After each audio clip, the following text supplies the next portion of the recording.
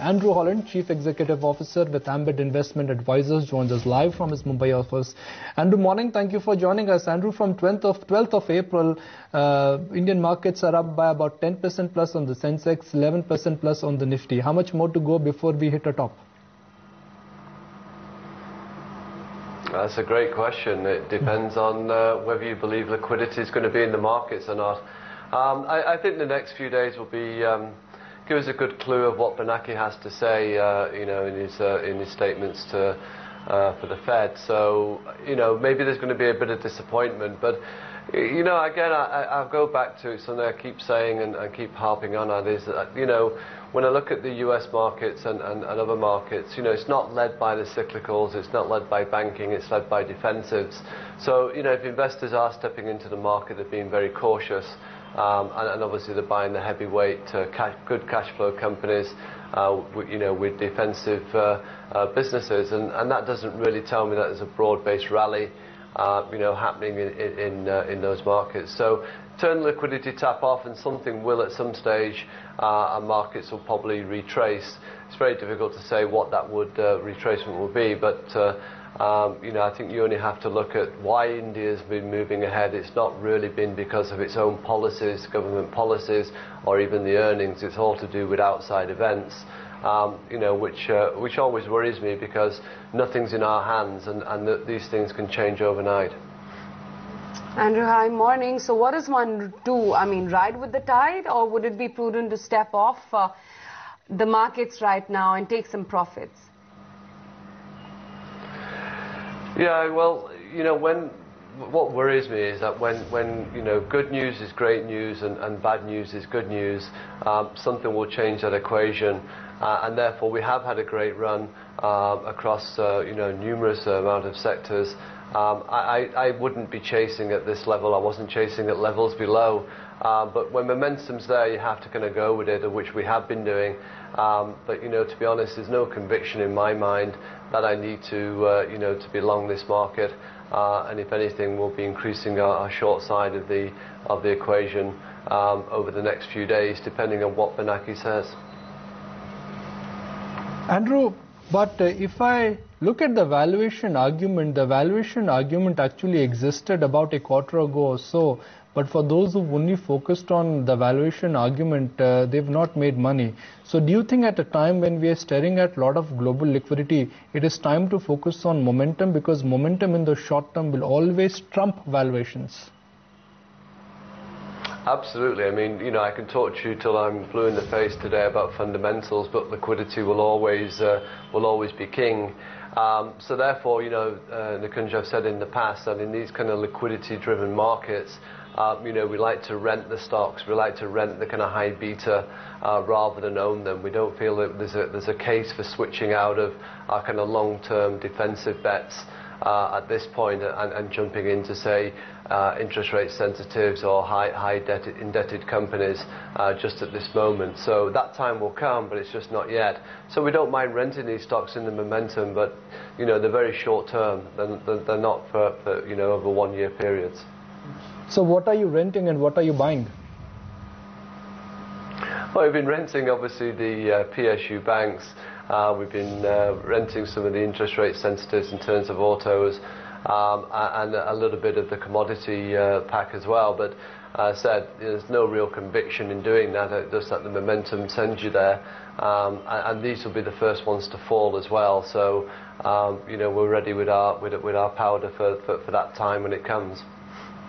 So Andrew, what's the kind of approach right now? You just talked about defensives. Give us some names in terms of what is it that you like out of the defensive market, and is it going to be the pure pharma play, the safest bet of the lot?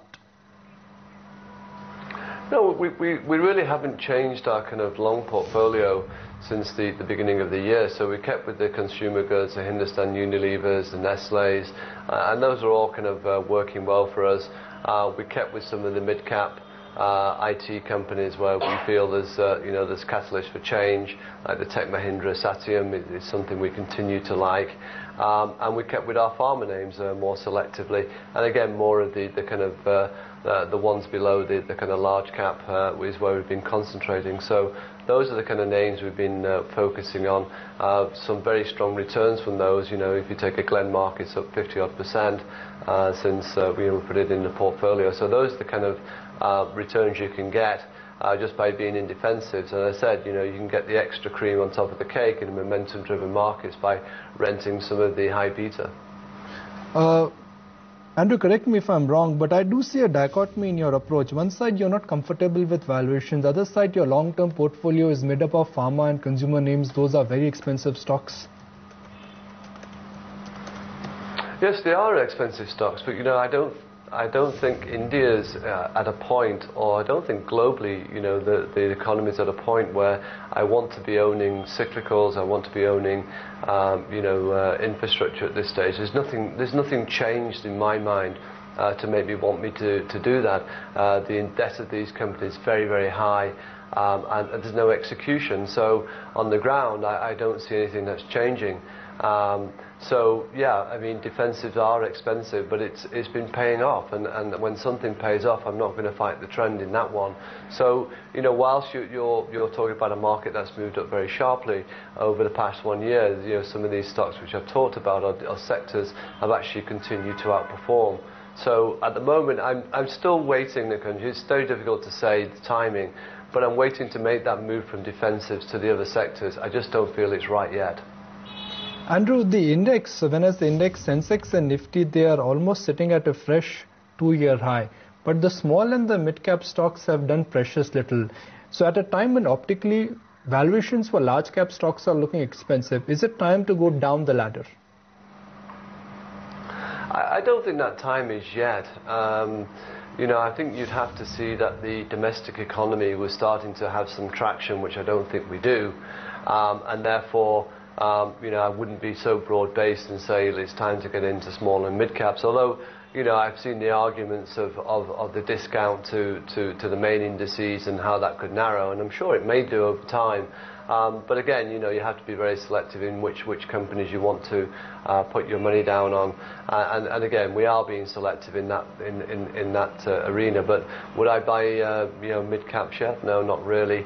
I think you know, if we're into a market which we see growing in terms of the EPS growing a lot faster than we are this year, then I think I'll be looking at mid-caps a little bit more. But, you know, I think liquidity is where I want to be, and I'll stick with the large caps. I mean, for this year, Nikunj, we've always said that we expected the market to rise in line with earnings, which at the beginning of the year was about 15%. That we've kind of widened that range because of recent results to 10 to 15. So, you know, a market index of 10 to 15% higher from here today is, from the beginning of the year is not a bad place to be for the Indian markets with acceleration in 2014. That's probably when I'd look at mid-caps, but it wouldn't be till then. So at 6,200 thereabouts, Andrew, where would you call a bottom for the market? I think the bottom was called, you know, probably in April at 5,500, and that's probably what you know, most people would now see as a good resistance point. I wouldn't argue against that kind of resistance of 5,500. We'd have to see what were the forces to get it there in the first place, to see if there was any further downside. But at this point, I think that holds quite well. I mean, I'm sure there's many technical resistance points on the way to 5,500, but that would be the backstop for me. So, Andrew, are we on way to make you know, lower lows and higher highs, and eventually we could be trading above 6,500? Yeah, we will make new highs this year. I mean, obviously, with our expectation of a 10 to 15% increase since the beginning of the year, you would see new highs for the market. But, you know, that's coming off a reasonably strong market last year, and we'll still probably underperform quite a lot of the developed markets. You know, India's got to be an earnings story as well, and you know, 10 to 15% is pretty lukewarm for an economy the size of India and what it should be growing at. So I think maybe towards the back end of this year, hopefully with interest rates a lot lower than we are today, then that will be the cushion for earnings going into FY14. And of course we have to wait and see when the elections are. That might have an impact on earnings in the short term, negatively that is. So I think I'm going to stick to that 10 to 15% for this year and look for acceleration in FY15 in terms of earnings growth, and that will be the catalyst for the markets to move higher and for me to start looking at mid-caps again. Andrew, a slew of QIPs as well as OFSs by companies. You've got the primary activity, market activity as well, which kick-started with Just Dial IPO yesterday. Is there any sign of things actually improving on ground and fundamentals perhaps now turning for India Inc.? No, I think, either it's companies which are taking advantage of higher share prices to prop up the balance sheet for their growth going forward, or it's companies which really are desperate to get the balance sheet repaired. And I think you're going to see more of this. As the market moves higher, you're going to see more and more companies try and get to the capital markets to repair balance sheets or help them with their growth going forward. And I think that will also be a catalyst in terms of keeping the market in check in the short term. So I think there's two things in play here. One is liquidity, makes us all wear rose-tinted glasses in terms of the good news, and we forget all the bad news. But I can assure you, and we've been here many times over the years, and I'm sure you remember that once it changes, then bad news really is seen as bad news. So I'm a little bit wary of all this paper coming out as well at a time when we're liquidity driven rather than fundamentally driven. So, Andrew, but in terms of answering your question, when I speak to corporates, there's no change in their view of on-the-ground reality. It's still very poor, and it looks very poor.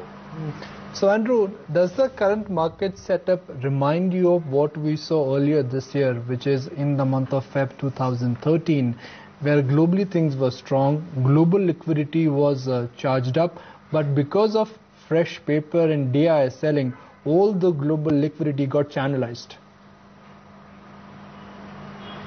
Obviously, it's been a lot more concentrated in terms of the flows this time around, and there has been a change in sentiment since February, and the change in sentiment was that commodity prices have taken a big fall since then, and that's given rise to optimism about the current account deficit, which wasn't prevalent in February. So that's the real change, Nikunj. It's not that liquidity there shouldn't have sent the markets higher. It's just that the actual commodity prices and current account deficit were still making investors wary, and with lack of a slowdown in the selling by domestic investors, both institutional and retail, you're starting to see the impact of these flows. But the flows have all obviously been towards the large cap index related companies, and that's when you see the markets move 1%, it's every stock in the index. It's broad based, so that means it's probably more ETFs than it is long-term investors. We're still not hearing of dedicated India funds receiving lots more new money towards India. There are pockets of it, but it's certainly not convincing enough to say that everyone's beating a path to India.